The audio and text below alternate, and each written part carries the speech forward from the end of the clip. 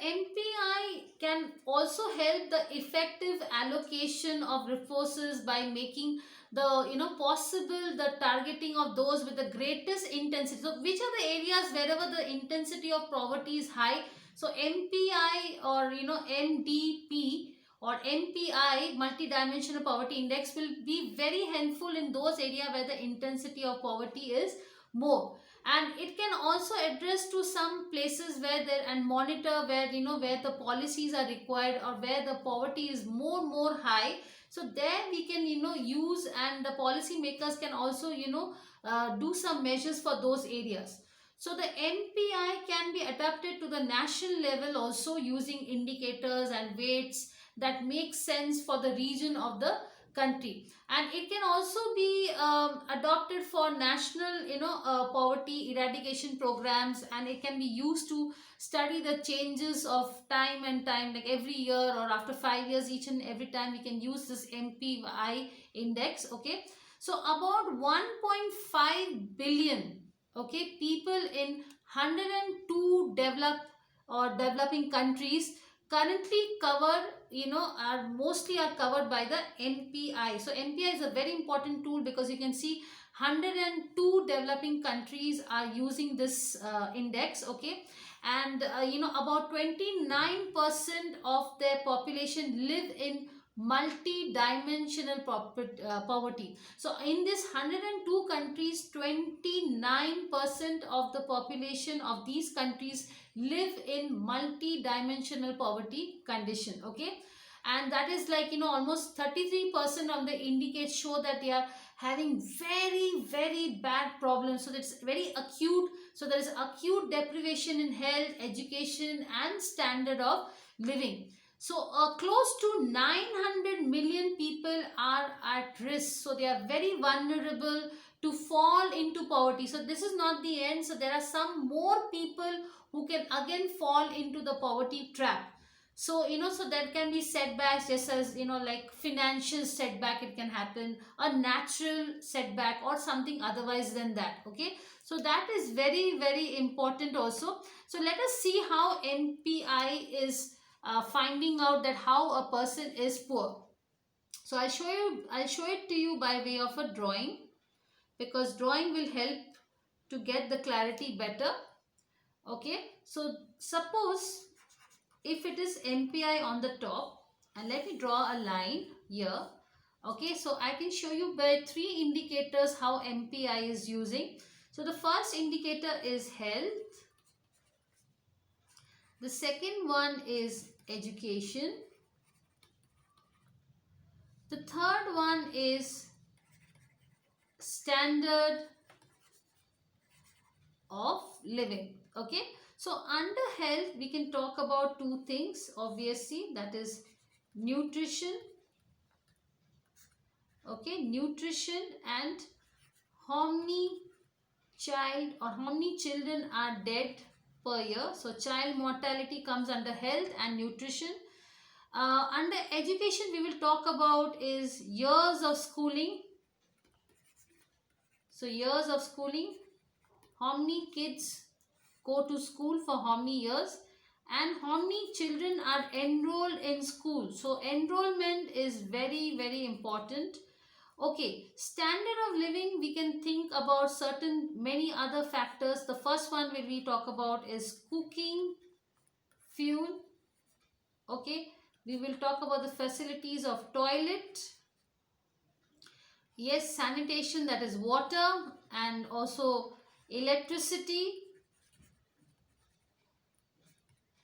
and any money if they have, so that is assets. Okay, so standard of living is having more factors like cooking, fuel, toilet, water, electricity. As I said, electricity is there, and assets. Okay, and what about education? It's only years of schooling and children enrollment, and health is nutrition and child mortality. So basically we can address the poverty by basis of MPI. Now we will talk about certain poverty eradication schemes which has been established in India. So first we will talk about how these poverty schemes are doing a great job in India. So let's see one by one. Okay, so I will see the first one. I'll take it here. Okay. So this is the way India is addressing its poverty in India by way of poverty eradication schemes. So yes, I will write down here poverty eradication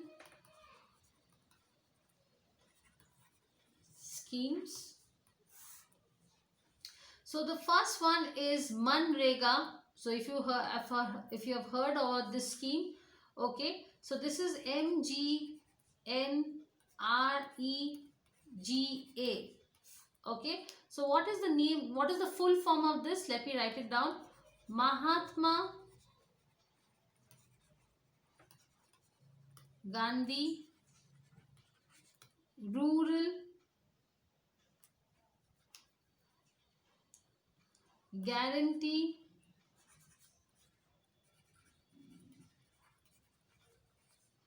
Employment Act. Okay. So this is called as Manrega, or so basically it's a legal framework with rights based approach, which was notified in September 5th. So 5th September, that is Teachers Day, 5th September 2005, it came, was born, and it came into complete force, okay, with effect from 2nd February 2006. Okay, so what does it do? It enhances livelihood. So enhances, gives livelihood, okay, security by providing at least 100 days. So a person can get 100 days guarantee work, okay, and it is under the guarantee 100 days guarantee wage employment program in in a financial year to every rural household whose adult members volunteer to do unskilled. I repeat, where every rural household whose adult members volunteer to do unskilled manual work, so they will get 100 days guarantee scheme from the government.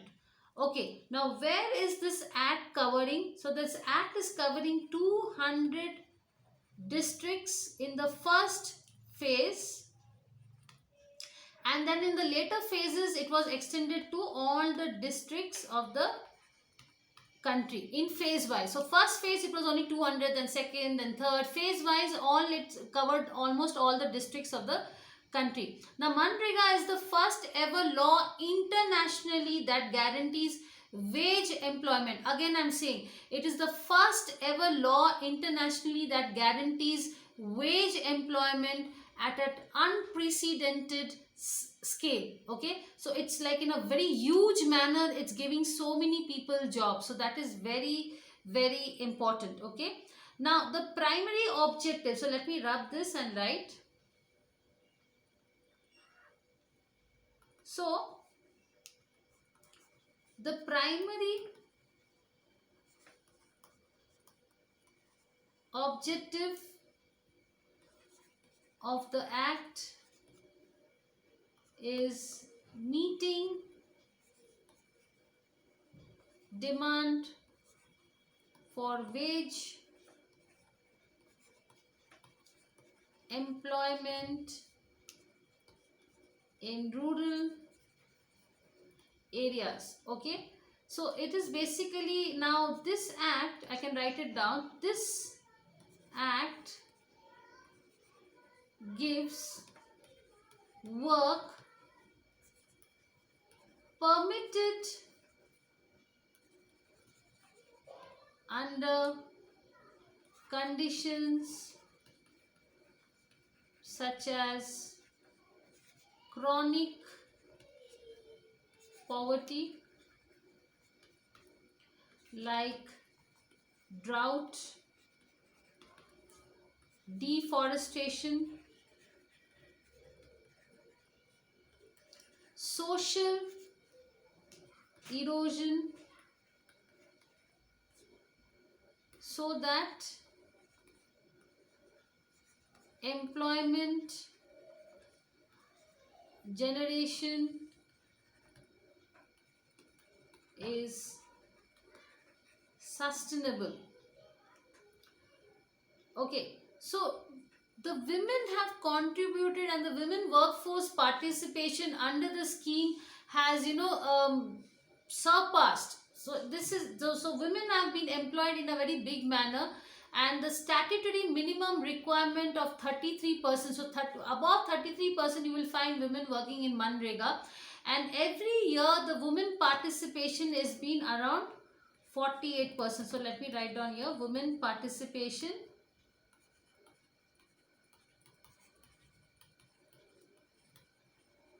every year is 48%. Okay, so now I will talk about the basic major, if I'll tell you, is the features of every about this goals of Manrega. Okay, so let me just rub this. Okay, so I will see the first feature. I'll talk about the first feature, right based approach. The second feature is 60-40 wage material ration. Third is 100 days of guaranteed manual work. Fourth is decentralized planning approach. Fifth is women empowerment and time bound. So it is time bound. So it's like only for 100 days. So time bound work guarantee. Okay. So the major goals of Manrega are enhancing livelihood security of the rural poor by generating wage employment opportunities in works that develop the infrastructure base of the area concerned. Then to see that natural resources are again utilized properly. Then there must be a productive rural assets. So rural assets are done, are formed by way of giving them jobs. Okay, and also to stimulate the local economy by providing a safety net to the rural poor. And it ensures also obviously the women empowerment to the women. So it strengthens the grassroots. So from the base, that is, it is treating the poverty.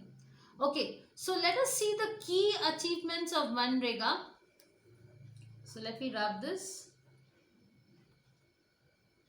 So the key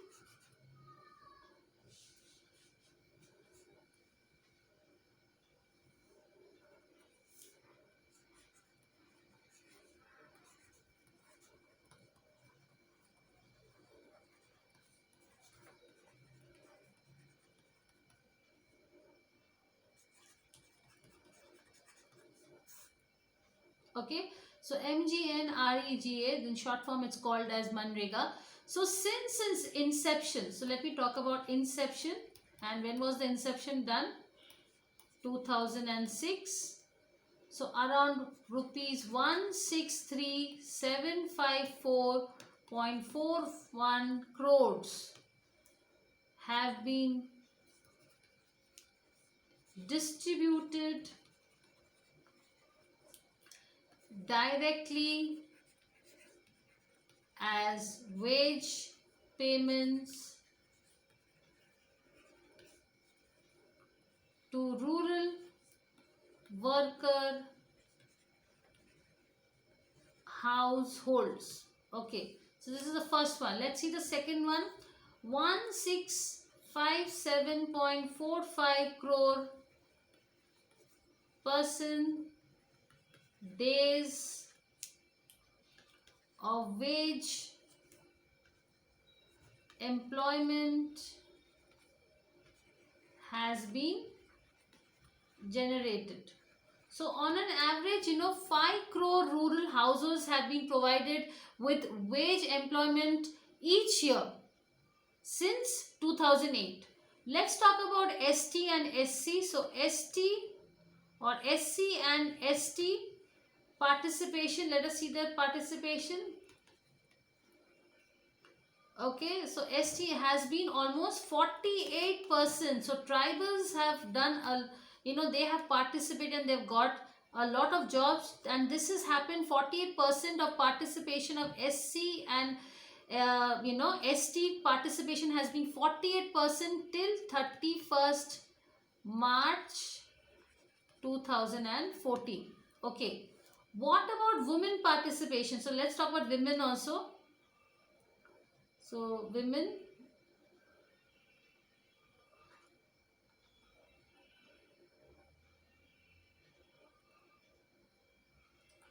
yes. So women